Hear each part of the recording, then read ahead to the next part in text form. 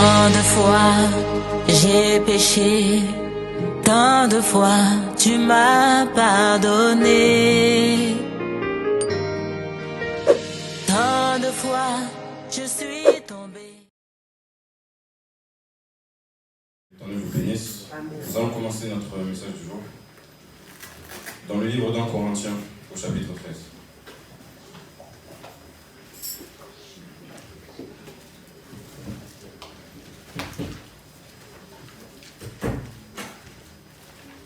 Corinthiens chapitre 13, verset 11.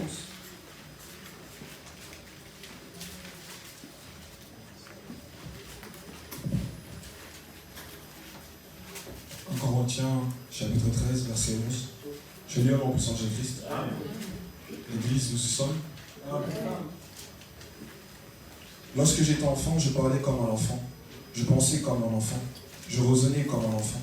Lorsque je suis devenu homme, j'ai fait disparaître ce qui était de l'enfant. Amen. Amen. Nous allons nous lever à comme la parole de Dieu.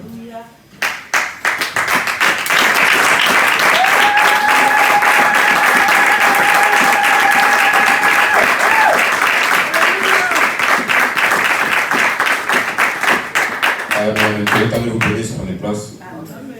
Mon frère, est-ce que tu peux nous préparer pour la suite de Psaume chapitre 2, verset 7. Alors, lorsque j'étais enfant, je parlais comme un enfant. Lorsque j'étais enfant, je pensais comme un enfant, je raisonnais comme un enfant. Et lorsque je suis devenu homme, j'ai fait disparaître ce qui était de l'enfant. Amen. Amen. Alors, il y a une histoire dans la Bible. On nous parle du bon samaritain. Il y a un homme qui était venu voir Jésus. Et cet homme-là a posé la question, Seigneur, qu'est-ce que je dois faire pour avoir la vie éternelle? Le Seigneur lui a répondu, quels sont les commandements? Tu connais les commandements depuis ton enfance, quels sont les commandements? Il lui a dit, tu aimeras le Seigneur ton Dieu de toute ta force, de toute ton âme, de toute ta pensée. Et le deuxième, c'est tu aimeras ton prochain comme toi-même. Le Seigneur lui a dit, voilà, c'est-à-dire que tu connais la parole. Et lui, puisque ce n'était pas suffisant, il a demandé au Seigneur, Seigneur, et qui est mon prochain? Alors Jésus lui a raconté une histoire. Imaginons qu'il y avait un homme qui avait été battu, un homme qui avait été frappé, qui avait été dépouillé et qui était allongé comme ça au bord de la route. Il y a un homme de Dieu qui passe devant lui et qui l'ignore. Il y en a un autre qui est peut-être prophète, il passe devant lui et il l'ignore. Il y a peut-être des enfants, des enfants de Dieu, des gens qui se disent enfants de Dieu, qui passent devant lui pour aller à l'église et qui l'ignorent. Et puis il y a un homme qui finalement se lève, qui voit cet homme-là et décide de le prendre en charge. Décide de prendre soin de lui, décide de le guérir, décide de prendre ses blessures en charge. Et il demande à cet homme, parmi toutes ces personnes-là, de qui cet homme a-t-il été le prochain? On a dit que c'était la dernière personne. Amen. Cet homme-là a demandé qui était mon prochain. Pourquoi je raconte cette histoire? Lorsque moi j'étais enfant unique. J'avais une grande sœur, mais ma grande sœur n'était pas avec moi à la maison, elle était au pays. Et j'étais enfant seul. Je n'avais pas de frère, je n'avais pas de sœur. Et j'étais le roi à la maison, mes parents s'occupaient de moi. Tout ce qui se passait à la maison, les dépenses, les soins, tout, c'était pour moi. Alors, il y a un jour où mon père m'a amené à l'hôpital et il m'a montré une personne, il m'a dit, voici ton frère. Amen. Je n'avais pas la notion de ce que c'était qu'un frère à ce moment-là. Il m'a juste dit, voici ton frère. Et moi, en tant qu'enfant, j'ai demandé qui est mon frère. Tout comme cet homme a demandé qui est mon prochain, moi j'ai demandé qui est mon frère. Mon père m'a expliqué, il m'a dit, lui, il est comme toi. Il vient de papa, il vient de maman, il est comme toi. Il a le même sang que toi, il a la même chair que toi, il porte le même nom que toi. Ton frère, c'est toi, mais c'est une autre personne en même temps. Amen. Ça, c'est ce que j'ai observé. J'ai observé que lorsqu'on se regardait, il y avait quand même des ressemblances. On se ressemblait au niveau du nom, comme j'ai pu le dire, on se ressemblait au niveau du visage, on se ressemblait au niveau des différents traits physiques. Ça, c'est lorsque j'étais un enfant. Il y a le moment où je suis devenu un homme. Et il y a une autre question que je me suis posée. Si mon frère, c'est le fils de mon père, très bien, alors qui est mon père? Amen. J'ai demandé qui est mon père, parce que pour connaître mon frère, pour connaître mes frères au pluriel ainsi que mes sœurs, je dois connaître d'abord mon père. Alors, j'ai regardé mon père, je l'ai observé, et j'ai vu que oui, il y avait une ressemblance dans la chair. J'ai vu que oui, il y avait une ressemblance dans la manière dont nous nous tenons, il y a une ressemblance dans l'aspect physique, mais il y a une différence dans la manière dont nous pensons.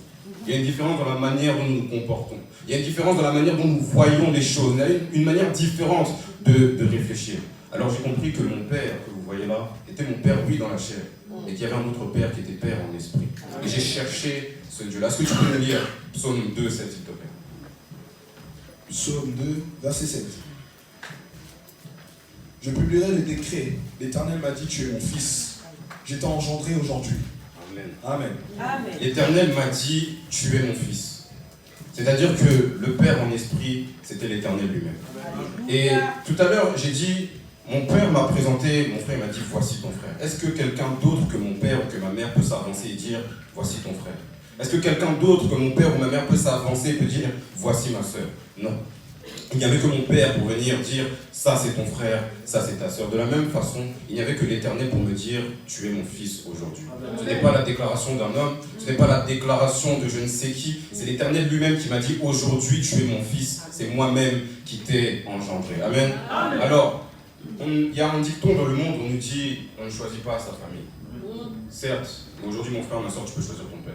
Parce qu'aujourd'hui, il a donné le pouvoir à tous ceux qui croient en son nom, à tous ceux qui l'ont reçu, de devenir enfants de Dieu. Alors pour ceux qui ont reçu ce Seigneur comme Père, je leur dis shalom mes frères et mes sœurs. Amen.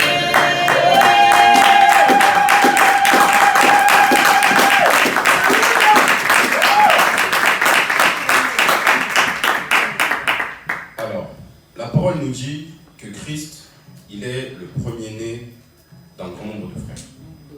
Il est le premier-né d'un grand nombre de frères. Dieu le Père comme étant Père, Christ est le premier-né et nous sommes ses frères et nous sommes ses sœurs si nous avons accepté ce Seigneur dans nos vies. Alors, puisque nous sommes un grand nombre de frères, nous sommes un grand nombre de sœurs, moi ce que je comprends dans la Bible, c'est que l'homme n'a pas été appelé à vivre seul. L'homme n'a pas été appelé à vivre isolé, l'homme n'a pas été appelé à vivre de son côté. Lorsqu'on observe la création, on observe la création de l'homme et de la femme. Dieu a dit, faisons l'homme à notre image, à notre ressemblance. Il l'a placé dans le jardin. Il lui a donné un travail de nommer les animaux, etc. Le moment où Adam a commencé à nommer les animaux, il a observé que, oui, le lion a sa lionne. Oui, l'âne a son ânesse. Oui, le coq a sa poule. Mais moi, j'ai qui? L'homme a commencé à se poser la question, mais moi, j'ai qui? Et le Seigneur a dit, il n'est pas bon que l'homme soit seul. Alors Dieu, dans sa bonté, il a dit qu'il va lui faire une aide qui lui était semblable. Amen. Il lui a fait un semblable. Nous comprenons maintenant pourquoi la femme a été créée. La femme a été créée parce que l'homme avait besoin d'un semblable. Mais l'homme, pourquoi a-t-il été créé? Pourquoi est-ce que l'homme a-t-il été créé? Parce que de la même façon qu'il n'était pas bon pour l'homme d'être seul, il n'était pas bon pour Dieu d'être seul.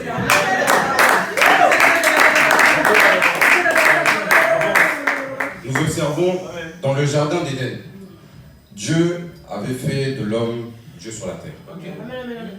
Il était amené à dominer sur tout ce qui était autour de lui. De la même façon que Dieu dominait dans les cieux, l'homme devait dominer sur la terre que Dieu lui avait donnée. C'est pourquoi la parole nous dit que Dieu souffla dans l'homme. Parce que c'était l'esprit de Dieu qui animait l'homme. C'était le souffle du Tout-Puissant qui habitait dans l'homme pour que l'homme puisse manifester la volonté de Dieu. Donc l'homme était Dieu sur la terre. Et ce que Dieu a fait pour l'homme, Dieu l'a d'abord fait pour lui-même. Amen. Nous observons une chose, c'est que Dieu n'a jamais... Lorsque vous lisez la Bible, pardon, vous observez qu'on ne parle ni de l'amour de Dieu envers les anges, ni l'amour des anges envers Dieu. Le seul amour que Dieu nous prêche, c'est l'amour que Dieu a eu envers ses enfants à travers de son Fils. Amen. Alors Dieu a dit, faisons l'homme à notre image et à notre ressemblance. Mes frères et sœurs, notre Dieu cherchait autour de lui. Il regardait, il voyait qu'il y avait des anges. Certes, les anges lui rendaient l'adoration. Certes, les anges étaient des créatures spirituelles. Certes, les anges étaient des créatures célestes. Mais ils ne trouvaient pas son semblable. C'est pourquoi Dieu a dit, faisons l'homme à notre image et à notre ressemblance. De la même façon que la femme était un semblable pour l'homme, toi, mon frère, ma soeur, tu es un semblable pour le Dieu qui t'a créé. Alléluia. Alors, nous observons une chose. C'est que Dieu, il est à l'origine de la famille. Dieu a bâti la famille. Lorsqu'on regarde la Bible, dans le livre de Luc, vous observez des fois il y a des généalogies. Dans le livre de Luc, on a une généalogie de Jésus-Christ. On nous dit Jésus-Christ, il est le fils de Joseph, fils d'un tel. Et on remonte jusqu'à l'origine de l'humanité. Et on nous dit qu'il y avait Seth qui était fils d'Adam, et Adam était fils de Dieu. Donc c'est-à-dire que Dieu, c'est le premier père à avoir existé. C'est Dieu qui a instauré la famille. Amen. Et la base d'une famille, mes frères et sœurs, tout comme notre pasteur nous parlait tout à l'heure, c'est le mariage. C'est la base de la famille. Nous allons prendre le livre d'Éphésiens, chapitre 5.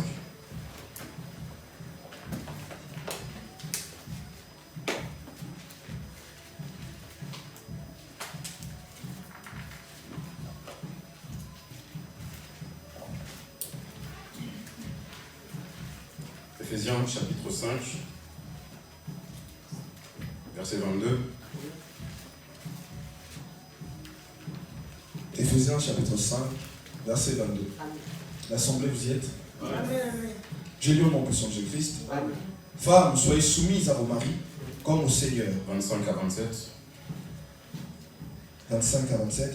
Marie, aimez vos femmes comme Christ a aimé l'Église et s'est livré lui-même pour elle, afin de la sanctifier par la parole, après l'avoir purifiée par le baptême d'eau, afin de faire paraître devant lui cette Église glorieuse, sans tache ni ride, ni rien de semblable, mais sainte et irrépréhensible. Amen. 31 et 32, s'il te plaît, encore. 31, 32. C'est pourquoi l'homme quittera son père et sa mère, il s'attachera à sa femme, et les deux deviendront une seule chair. Ce mystère est grand. Je dis cela par rapport à Christ et à l'Église. Amen. J'expliquais tout à l'heure, ce que Dieu a fait pour l'homme, Dieu l'avait d'abord fait pour lui-même. Alors la parole de Dieu nous dit, c'est pourquoi l'homme quittera son père et sa mère, il s'attachera à sa femme, les deux ne formeront qu'un. Comme j'avais expliqué une autre fois, le Fils de l'homme, Dieu lui-même, Jésus-Christ a quitté son Père dans les cieux, il est descendu sur la terre, il s'est attaché à toi, mon frère, à toi, ma soeur, il a formé l'Église. Et la parole de Dieu nous dit que celui qui s'attache au Seigneur, il ne forme qu'un seul esprit avec lui. Donc ce que le Seigneur a fait dans la chair pour l'homme, il l'a fait également en esprit pour lui-même. Amen. Alors, il y a un vendredi, le pasteur nous parlait du brouillon. Les brouillons qu'on utilise quand on est dans les examens, quand on est dans les interrogations. Le professeur, il peut vous dire, lorsque vous êtes en train de faire votre examen, vous êtes en train de mettre vos raisonnements, vous êtes en train de mettre vos pensées, etc., etc. Et le professeur peut vous dire de rendre le brouillon avec votre copie, si jamais vous n'avez pas eu le temps. Parce que le professeur peut voir votre raisonnement, le professeur peut voir vos intentions, et même si vous avez faux, il peut vous donner des points par rapport à votre raisonnement. Amen. Les frères et sœurs, le brouillon dans la vraie vie, ça n'existe pas. Dans la vie que nous menons, le brouillon n'existe pas. Il n'y a que la perfection de Dieu. Il n'y a que la perfection de Dieu. J'entendais quelqu'un qui disait, pourquoi Dieu ne change pas? Dieu changerait s'il cherchait à s'améliorer. Dieu changerait s'il cherchait à s'adapter. Dieu changerait s'il cherchait à évoluer. Mais notre Dieu est déjà parfait. C'est pourquoi il reste le même hier, aujourd'hui et éternellement. Il n'y a que le plan parfait de Dieu, frères et sœurs. Amen. Il n'y a que le plan parfait de Dieu. Alors, puisque notre Dieu a formé le mariage, puisque notre Dieu a formé la famille, il y avait également un modèle parfait à suivre. Amen. Notre Dieu avait établi un modèle parfait à suivre pour la famille ainsi que pour le mariage. Alors, Dieu a créé l'homme pour la femme, comme on l'a dit tout à l'heure. Et lorsque Dieu a créé l'homme pour la femme, Adam a chanté. Il a dit, voici celle qu'on appellera femme, parce qu'elle est sortie de l'homme. Os de mes os, chair de ma chair.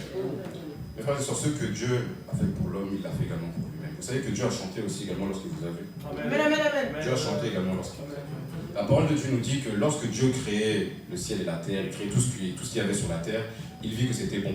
Il y eut un matin, il y eut un soir, il y eut un matin, il y eut un jour suivant. Mais lorsqu'il a créé l'homme, lorsqu'il t'a fait à son image et à sa ressemblance, la parole de Dieu me dit qu'il a vu que c'était très bon. Amen. Donc Dieu a chanté à sa propre manière. Alors, nous observons que dans toute chose, lorsqu'il y a le modèle parfait de Dieu, il y a toujours le péché qui vient s'incruster quelque part. Et le péché, c'est lorsque l'homme cherche à se détourner du modèle parfait que Dieu avait préparé pour lui. Nous avons lu tout à l'heure. Le péché s'est introduit comment? La parole nous dit, femmes, soyez soumises à vos maris. Il y a déjà eu un premier péché dans le jardin par rapport à ce verset-là. Le serpent a approché la femme. Il lui a tendu le fruit que Dieu avait défendu à l'homme de consommer. Le Seigneur n'avait pas parlé directement à la femme, il avait parlé à Adam, et Adam a dû parler à sa femme par la suite. Mais la parole de Dieu nous dit qu'elle s'est détournée de cette parole que son mari lui avait donnée, et elle a consommé le fruit qu'on meurt. Ça, c'est le premier péché que Ève a pu commettre contre son mari. Amen. Elle n'a pas été soumise à la volonté de son mari. Mais Dieu, à ce moment-là, est-ce que Dieu s'est manifesté? Dieu n'a rien dit. Dieu n'a pas réagi, rien n'a bougé dans le jardin d'Éden. Alors, la parole de Dieu nous dit, en ce qui concerne les maris, Marie, aimez vos femmes comme Christ a aimé l'Église. En d'autres termes, Marie, aimez vos femmes comme Christ vous a aimé vous-même. Parce que c'est vous-même l'Église. Et la question qu'il faut se poser maintenant, c'est comment est-ce que Christ m'a aimé? Mon frère, est-ce que tu pourrais nous lire Ésaïe 53, 12 ?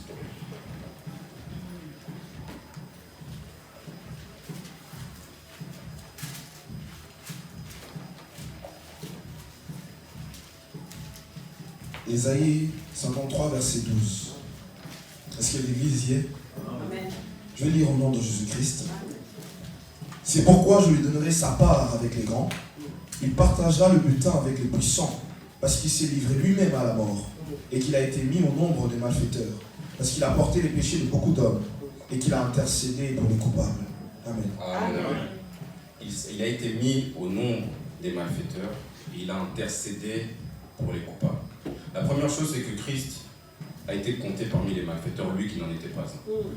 La parole nous montre que lorsque Jésus devait été livré, les Juifs ont demandé à échanger Jésus contre un assassin, contre un meurtrier, contre un criminel qui s'appelait Barabbas. Donc imaginez-vous quelqu'un qui n'a rien fait, quelqu'un qui est venu pour guérir les malades, quelqu'un qui est venu pour délivrer ceux qui étaient possédés, quelqu'un qui est venu enseigner et donner la vie à son peuple en échange contre quelqu'un qui était meurtrier. Aujourd'hui, Barabbas, mes frères et sœurs, c'est toi et c'est moi.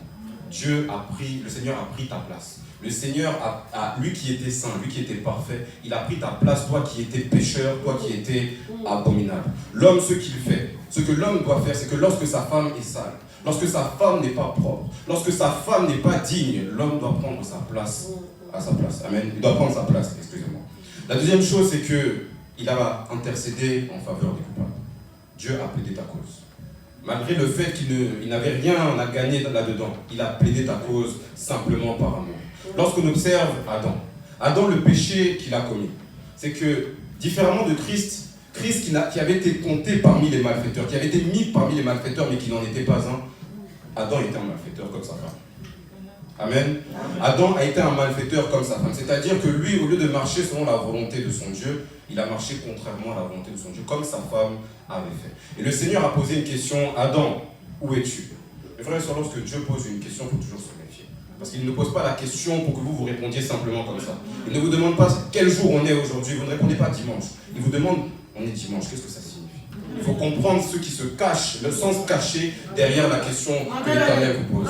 C'est comme lorsque Dieu dit, où es-tu? Il sait très bien où tu es. Il sait très bien où tu es. C'est comme l'autre fois, on avait dit, le Seigneur te dit, viens. L'Esprit qui est en toi te dit, viens. L'Esprit est déjà en toi, mais il te dit, viens. C'est-à-dire qu'il y a quelque chose à comprendre. Lorsque le Seigneur demandait à Adam, où es-tu? C'est parce qu'il savait qu'il y avait déjà une séparation qui avait été marquée. Alors la deuxième chose, c'est que lui qui devait intercéder en faveur de sa femme qui était coupable, il est devenu accusateur. Qu'est-ce qui s'est passé? C'est que lorsque Dieu a demandé à Adam, Adam, où es-tu? Il a dit, je me suis caché parce que j'avais peur, j'étais nu. Qui t'a appris que tu étais nu? Il dit, la femme que tu m'as donnée m'a donné du fruit que tu m'avais défendu de prendre. Il a blâmé deux personnes.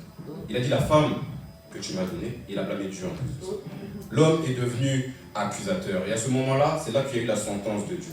La parole de Dieu nous dit qu'un royaume, une maison qui est divisée contre elle-même, elle ne peut pas subsister. Et lorsque nous regardons la Bible, c'est que l'homme commence à pointer du doigt la femme, il commence à pointer du doigt Dieu, et la femme commence à pointer quelqu'un d'autre. Amen. Personne ne prend ses responsabilités. Et là, lorsque le péché entre, il y a la destruction du couple. Nous allons prendre le livre de 1 Jean, chapitre 3.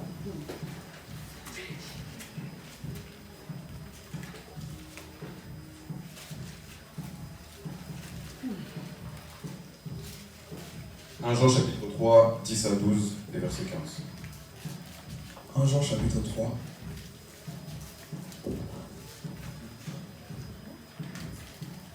Je lis au nom de Jésus-Christ.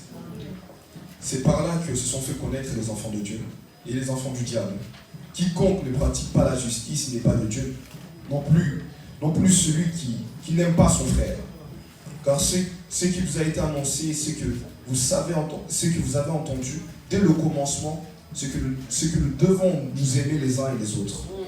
Et ne pas ressembler à Caïn, qui a été du malin, qui a tué son frère. Et pourquoi le tua-t-il? Parce que ses œuvres étaient mauvaises et que celles de son frère étaient justes. Verset 15, s'il te plaît. Verset 15. Quiconque est son frère est un meurtrier. Et vous savez qu'aucun meurtrier n'a la vie éternelle demeurant en lui. Amen, amen. Merci. Alors, lorsque le couple est détruit, ça laisse la porte ouverte au diable pour les enfants. La parole de Dieu nous dit dans le livre de Jacques, « Adultère que vous êtes, ne savez-vous pas que l'amour du monde est inimitié contre Dieu ?» L'adultère, ça ne commence pas, ce n'est pas forcément dans la chair. Comme j'avais expliqué, la première famille qui a eu, c'est Dieu qui l'avait établie. Et il faisait lui-même partie de cette famille. C'est-à-dire que même le premier mariage, c'était non pas le mariage entre Adam et Ève, sa femme, le premier mariage c'était entre Dieu ainsi que l'homme qu'il avait créé. Et Dieu nous dit adultère que vous êtes. Nous devenons adultères lorsque nous allons voir ailleurs. Nous devenons adultères lorsque nous nous détournons de la voie de notre Dieu. Nous devenons adultères lorsque nous entendons la voix de quelqu'un d'autre au lieu de la voix de notre Dieu. Et lorsqu'il y a l'adultère, il y a des choses que nous observons, c'est que parfois il y a ce qu'on appelle des enfants illégitimes. Amen. C'est-à-dire que deux frères peuvent partager la même mère mais pas le même père. Et c'est l'histoire de Caïn et Abel. On nous dit que Caïn son offrande n'avait pas été acceptée par Dieu, tandis que Abel, son offrande avait été acceptée par Dieu. Lorsqu'on observe déjà cette histoire, on peut voir déjà les symboles de celui qui est agréable à Dieu, de celui qui ne l'est pas, de celui qui n'est pas agréable. Caïn était laboureur. C'est-à-dire qu'il travaillait la terre que Dieu avait maudite. La terre que Dieu avait déjà détruite à cause du péché que l'homme avait commis. Mes frères et sœurs, le péché est arrivé par quelle voie? Il est arrivé par l'arbre de la connaissance du bien et du mal. C'est-à-dire que l'offrande que Abel a offerte, c'était une offrande de cette terre qui était maudite. L'offrande que Abel a offerte, c'était une offrande qui rappelait le souvenir du péché de ses parents. Tandis qu'à côté, nous avons quelqu'un d'autre, nous avons Abel. Abel, lui, il était berger. C'est-à-dire que lorsque lui, il a offert son offrande, l'offrande qu'il a offerte, c'était les premiers-nés de son troupeau, ainsi que sa graisse. La parole de Dieu nous dit que l'Éternel, le Seigneur Jésus-Christ, est lui-même le premier-né de toute la création. Amen, amen. Donc, c'est-à-dire que lorsque notre Dieu, il avait fait une chose, lorsque Adam et Ève avaient péché, la parole de Dieu nous dit qu'il avait recouvert Adam et Ève de peau, d'habits de peau. C'est-à-dire que déjà, avant même la fondation du monde, il y avait un agneau qui avait été immolé. C'est-à-dire que l'offrande de Caïn rappelait le souvenir du péché, tandis que l'offrande d'Abel rappelait le souvenir de la grâce de leur Dieu. Amen. Alors, la parole de Dieu nous dit, vous verrez que dans la fin des temps, il y aura deux personnes qui dormiront dans un même lit. L'une sera prise, l'autre sera laissée. Vous verrez qu'il y aura deux frères. L'un sera pris, l'autre sera laissé. Vous verrez qu'il y en a qui habiteront dans la même maison. L'un sera pris et l'autre sera laissé. Alors, il y a une chose qu'on observe encore. Dieu pose encore une autre question, comme il avait fait avec ses parents. Il s'approche de Caïn et lui dit, où est ton frère Abel? Il lui demande, où est-ce qu'il est? Où est ton frère? Je ne le vois pas, où est ton frère? Caïn dit une chose, je pense que moi, en tant que Dieu, à la place d'Adam ou de Ève, ça m'aurait brisé le cœur. Il répond, suis-je le gardien de mon frère? Est-ce que je suis le gardien de mon frère? Donc, c'est-à-dire que Abel est mort, de plus, des mains de son frère, et Caïn, ça ne faisait rien. Tout comme nous, aujourd'hui, nous posons la question à notre Dieu, suis-je le gardien de mon frère? Vous voyez vos frères mourir, vous voyez vos familles dans la douleur, vous voyez les gens tout autour de vous dans la détresse, mais ça ne vous fait rien. Vous posez la question, suis-je le gardien de mon frère? Il y a quelque chose, moi, que j'observe, c'est que la souffrance, ça rend l'homme égoïste. La souffrance, ça amène l'homme à ne regarder qu'à lui-même.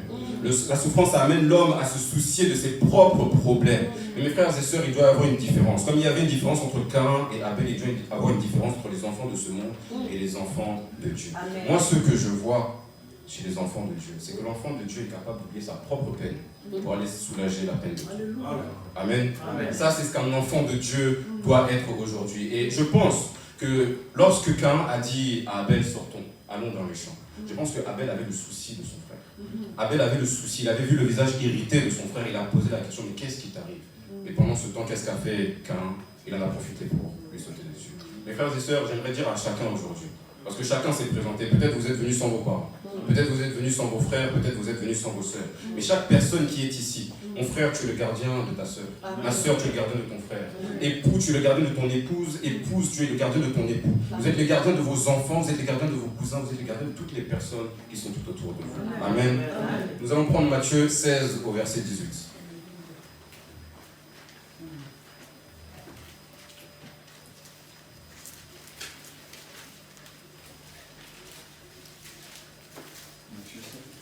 Matthieu 16, verset 18. Matthieu 16, verset 18. Je lis au nom de son Jésus-Christ. Et moi je te dis que tu es Pierre, et que sur cette pierre je bâtirai mon église, et que les portes du séjour de mort ne pourront point contre elle. Amen. Amen, amen. Lorsque je préparais le message, il y avait plusieurs noms qui me traversaient l'esprit. Le premier nom que j'avais trouvé, c'était moi et ma maison. Parce que Josué s'était présenté au peuple d'Israël là où il y avait l'idolâtrie, là où il y avait l'incrédulité. Il a dit, choisissez qui est-ce que vous voulez servir. Choisissez qui sera votre Dieu. Mais quant à moi et ma maison, nous servirons l'Éternel. Alors en avançant, je me suis dit non, il y a un autre nom qui me parle un peu plus. J'ai pensé justement, comme on a lu juste avant, j'ai pensé au gardien de mon frère. Mais lorsque j'avançais encore, Dieu me disait non, il y a quelque chose d'autre que tu peux aller chercher. Et il y a quelque chose qui m'a inspiré ce message, c'est la famille éternelle. Amen. Amen. J'ai appelé le message aujourd'hui famille éternelle, parce que l'éternel, c'est le Dieu des familles. Lorsque moi je suis arrivé ici, ce qui m'a touché lorsque je suis arrivé, la première chose c'est l'originalité du nom. Le nom était rempli de quelque chose qui me touchait. Le nom était rempli de quelque chose qui me parlait beaucoup.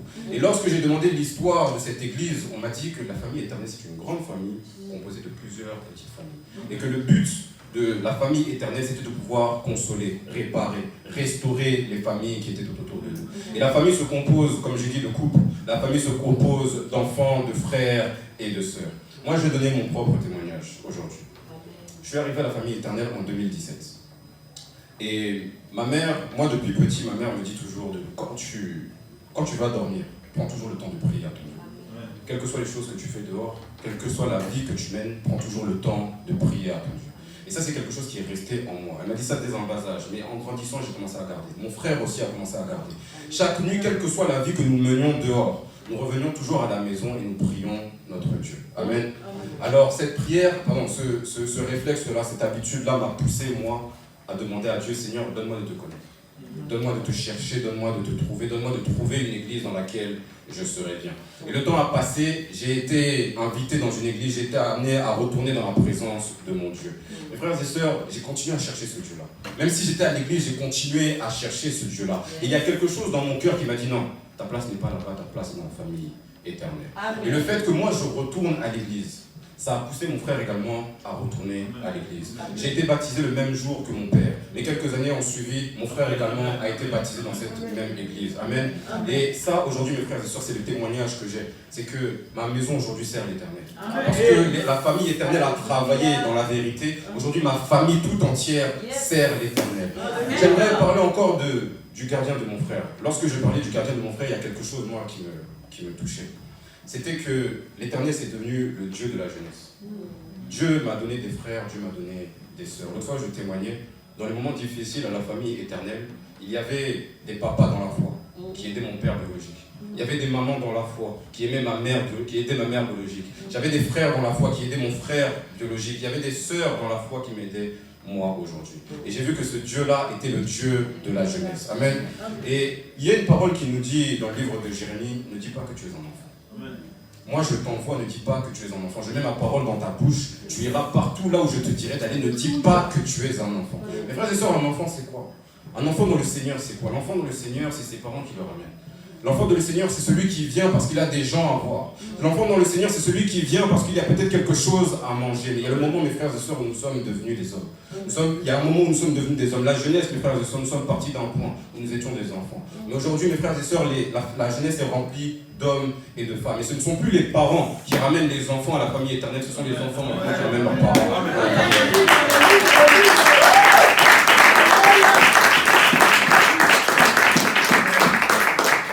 La grâce que je vois dans cette église, c'est qu'aujourd'hui, les enfants, la jeunesse, ce sont les piliers de leurs parents. L'autre fois, maman Lise nous racontait une histoire de comment elle était tombée malade, elle avait commencé à faire un malaise. Son premier réflexe à elle, c'était d'appeler les pompiers. Mais sa fille, son premier réflexe, c'était d'appeler les frères et les sœurs de l'église. Son premier réflexe, c'était d'élever sa voix vers son Dieu. Les enfants aujourd'hui deviennent des piliers pour leur Dieu. La troisième chose que je veux relever encore dans la famille éternelle, la parole de Dieu nous dit que tu es pierre, sur cette pierre je bâtirai mon église. Les portes du séjour des morts ne pourront point contre elle. L'Éternel, c'est devenu un Dieu de victoire au milieu de la famille. C'était au mois de janvier, fin janvier. On avait eu une veillée. Et Papa Peter avait préparé toute la semaine la prédication. Mais à la fin de la veillée, il m'appelle, il me dit, je sens dans mon cœur que je dois te donner le message de demain. Est-ce que tu peux prendre? J'ai dit oui, je peux prendre. Et j'avais un brouillon sur mon téléphone, quelque chose que je n'avais pas fini, quelque chose que je devais prêcher déjà avant. Mais j'ai pris ce brouillon et je l'ai écrit, je l'ai mis en forme. Le culte est arrivé. Mes frères et sœurs, il y avait la gloire de Dieu. Et qu'est-ce qui s'est passé? C'est que ce jour-là, il y avait témoignage sur témoignage sur témoignage sur témoignage. Il n'y avait que des témoignages de victoire. Depuis que je suis arrivé ici, mes frères et sœurs, je crois, je n'ai pas eu autant de témoignages. Et ce qui était drôle, c'est que le moment pour moi de prêcher était venu. Mes frères et sœurs, sur quel sujet ai-je prêché ce jour-là? Sur les témoignages. Parce que l'Éternel est un Dieu de victoire.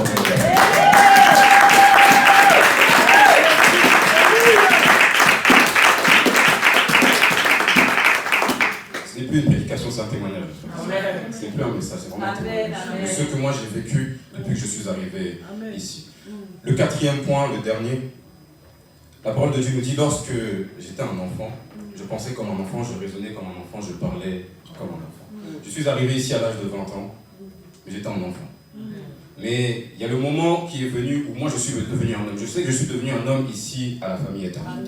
Et il n'y a qu'un homme pour montrer à un homme comment devenir un homme. C'est l'ange de l'église, Papa Peter. Je serviteur de Dieu, qui a fait de moi aujourd'hui ce que je suis, qui me permet de me tenir devant vous aujourd'hui. Je peux prier à la famille éternelle pour se tenir debout, pour célébrer son Dieu et acclamer l'éternel Dieu de gloire.